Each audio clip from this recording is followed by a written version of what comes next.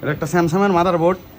স্যামসাংয়ের এটা হচ্ছে সিআরটি টিভির সার্কিট। এটাতে লাইন দিলে এই যে ভোল্টেজ ব্লিঙ্কিং করে।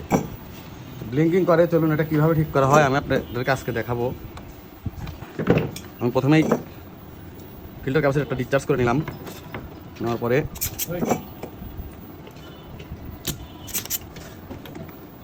এখানে একটা রেজিস্ট্যান্স আছে।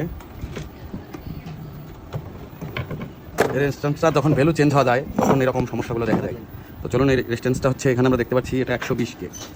এই 120K এটা মাপেই খারাপ, রেজিস্ট্যান্সটা খারাপ। আমার কাছে 120K নাই, আমার কাছে হচ্ছে এটা হচ্ছে 100K আর এটা হচ্ছে 22K।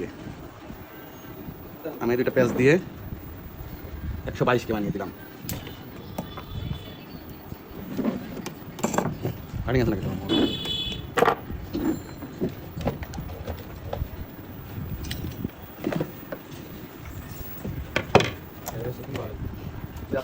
কেমন হয় আগে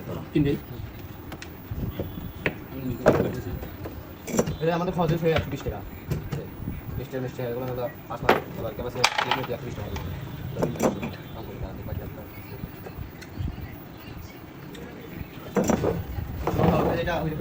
হ্যাঁ লাইন লাগাইছিলেন?